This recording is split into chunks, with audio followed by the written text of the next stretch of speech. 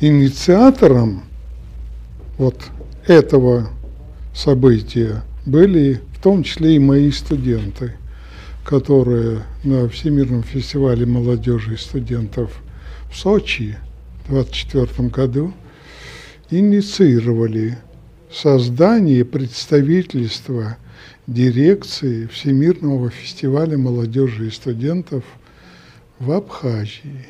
Да. И сегодня мы этот документ подписали. Думаю, что те мероприятия, которые мы сейчас проводим, так сказать, они тоже, конечно, служат делу сотрудничества молодежи Абхазии с молодежью России, придадут огромный импульс этому движению. И дай Бог, чтобы это было именно так. И самое важное, что представительство является такой многофункциональной площадкой для самой молодежи, где ребята в любое время могут прийти и поработать над проектами, узнать что-то новое в рамках проводимых на регулярной основе мастер-классов, могут показать свои навыки.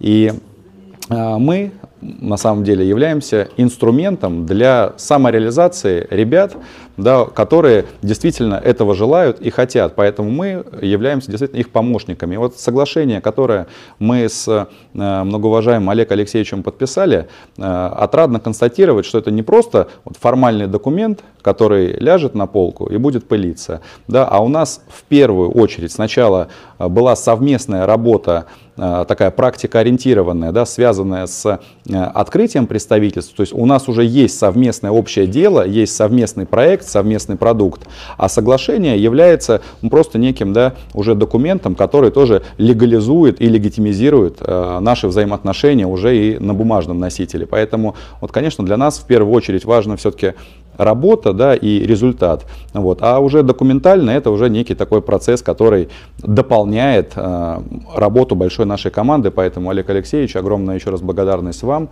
вашей команде за такую взаимную, да, товарищескую работу. И мы всегда готовы вам помочь и всегда будем рядом. Спасибо огромное. Спасибо.